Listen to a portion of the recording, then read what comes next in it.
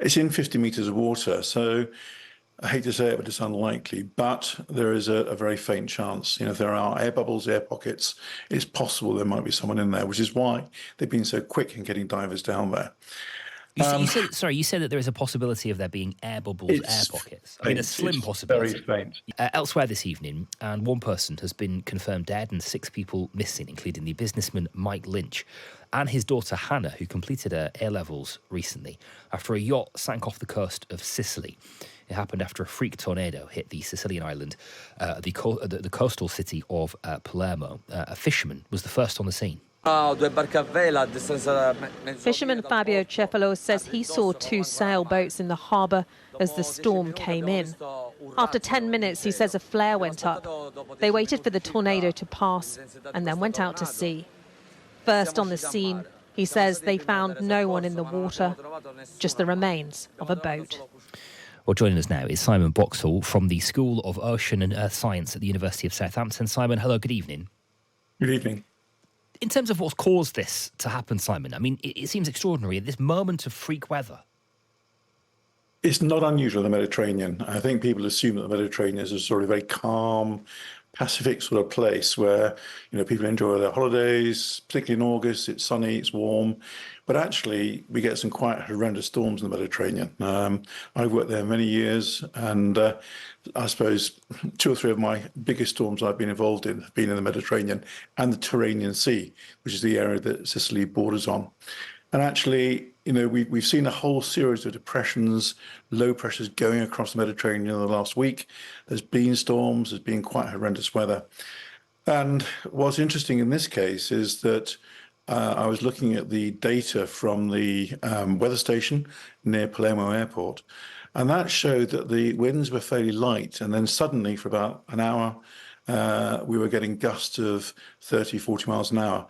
That's, it's going from force 2 on the Beaufort scale to force 8 very quickly and then dying back again. Right. And that sort of sudden gust, that sudden wind could completely sort of throw the vessel. Okay. And take us then, Simon, into what comes next, and that is the search and rescue.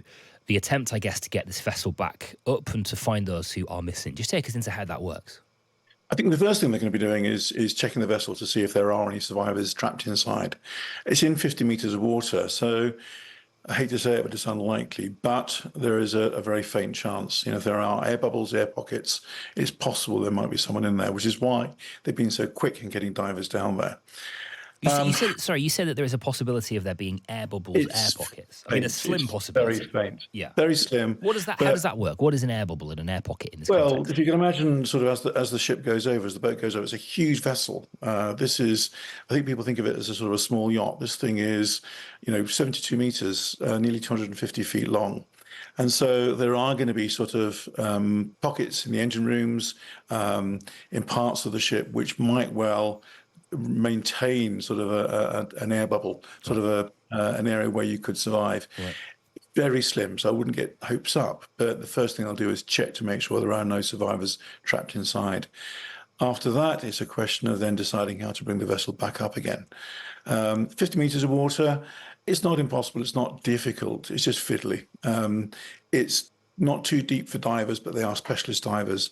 And the people who've got to go in the vessel to check the vessel are the sort of divers that might do cave diving, that sort of thing, because it's a dangerous thing to do.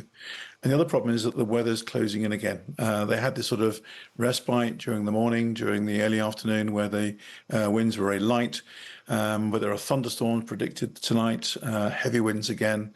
So the search might well be called off for a day or so. Okay, Simon, thank you for your time tonight. I appreciate it. Simon Boxall, who is from the School of Ocean and Earth Science at the University of Southampton. Well, as we've been saying, the most high-profile person missing from that boat is the British businessman Mike Lynch. He'd been in the news recently after being found not guilty of fraud by a Californian court.